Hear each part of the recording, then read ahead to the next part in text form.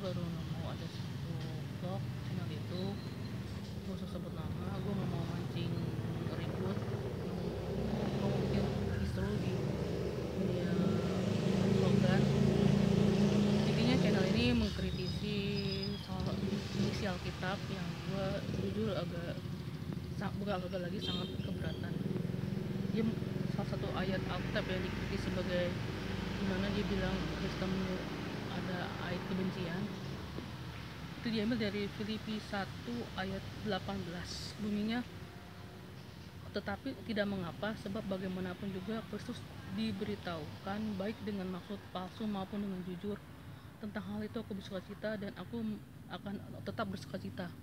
Ini bukan mengajarkan kita untuk menipu atau berbohong ya. Tuhan Allah atau apapun kalian menyebutnya nggak pernah mengajarkan manusia untuk menipu, berbohong, merencanakan sesuatu yang jahat ke manusia, nggak pernah. Ayat ini ditulis oleh Rasul Paulus untuk jemaat di Filipi. Maksudnya adalah mau itu dalam kondisi apapun ada rencana Tuhan di baliknya. Tapi Tuhan nggak pernah mengajarkan kita, termasuk Rasul Paulus sendiri, untuk mempunyai maksud palsu, menyebarkan maksud palsu kita ke sesama kita. Nggak kayak gitu. Jadi gue kurang suka ayat ini, Filipi 1 ayat 18, dipelintir sama si vlogger itu menyebarkan penipuan, mengajarkan kita untuk menipu, berbohong. Nggak kayak gitu. Maksudnya adalah supaya kita, Tuhan mengajarkan kita lewat Rasul Paulus untuk berpikir positif. Itu maksudnya. Jadi kalau kita dalam menghadapi orang-orang yang punya rencana jahat ke kita, ada skenario jahat ke kita tetap berpikir positif bahwa ada rencana Tuhan di baliknya, bahwa ya seolah-olah mengajarkan karma itu ada. Tapi sama sekali ayat ini menurut gue nggak mengajarkan ke arah sana, bahwa Paulus nggak pernah mengajarkan kita untuk mempunyai maksud palsu supaya kita memiliki maksud palsu. Enggak. Maksudnya adalah di balik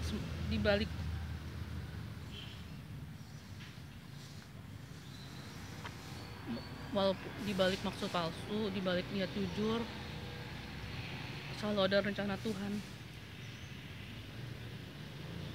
Dan caranya Kristen disebarkan, gue percaya nggak pernah ada maksud palsu. Tapi ya gimana ya, ini kan yang ngomong Rasul Paulus ya, waktu sebelum perang salib ya. Tapi gue percaya agama Kristen sendiri nggak pernah disebarkan dengan maksud palsu ya. Itu cuma ulah-ulah oknum yang ingin mencemarkan nama baik Kristiani, ajaran Yesus. Yang gue percaya nanti pasti kena getahnya, kena hukuman dari di atas. Karena gue percaya, iman gue meyakini tidak seperti itu kenyataannya. Maksud ayat ini adalah yaitu mengajarkan kita kalau untuk selalu berpikir positif terhadap orang, terhadap sesama kita. Ada rencana Tuhan, ada karya Kristus di balik segala halnya, baik untuk hal yang kita rasa ada maksud palsu, skenario jahat, maupun benar-benar jujur. Itu aja yang gue tangkap dari Filipi 1 ayat 18. Dan ini gue tangkap ini dengan sense gue, dengan iman gue sendiri. Gue ngerasa banget ini ada suatu pengajaran yang mulia banget, bahwa kita harus tetap berpikir positif, melihatnya kayak yang di atas, bahwa ada rencana Tuhan, ada karya Kristus, ada karya para nabi, para rasul zaman dulu, di balik segala upaya palsu, niat palsu maupun yang jujur. Tapi ayat ini nggak mengajarkan ke kita untuk punya maksud palsu ke orang lain. Justru gue dulu waktu kecil zaman remaja sering mau baca Alkitab, jadi kayaknya gue rasa gue kayaknya agak, bukan sombong ya, agak hatam isi Alkitab. Gue nggak pernah nemu, kalau gue baca pakai iman gue nggak pernah nemu ayat Alkitab yang terutama tulisan-tulisannya Paulus, Rasul Paulus yang mengajarkan supaya kita memiliki maksud palsu ke sesama kita. Gue nggak pernah nemu. Gitu aja, serius. Terus dia juga mengkritisi Roma 3 ayat 7 di mana tertulis, tapi jika kebenaran Allah oleh dustaku semakin melimpah bagi kemuliaannya, mengapa aku masih dihakimi lagi sebagai orang berdosa? Ini juga bukan mengajarkan kita untuk berdusta ya,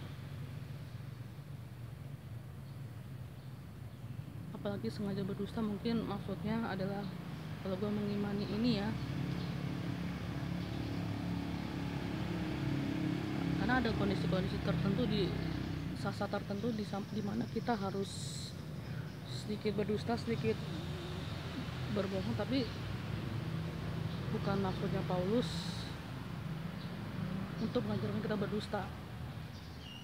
Apalagi Paulus ini semenjak ditampakkan penglihatan oleh Yesus di jalan menuju ke Yope, ke Damsik, Paulus ini sering banget dikira berdusta, dikira berbohong, difitnah. Nah, mungkin maksud ayat Roma 3 ayat 7 itu seperti itu. Semacam Paulus ngebela diri dengan bilang, tapi jika kebenaran Allah oleh dustaku semakin melimpah bagi kemuliaannya, mengapa aku masih diyakini lagi? Jadi Paulus mungkin dalam kondisi lagi difitnah, lagi dibilang penipu, berdusta, berbohong, menghasut orang lain demi kepentingannya dengan kedok agama.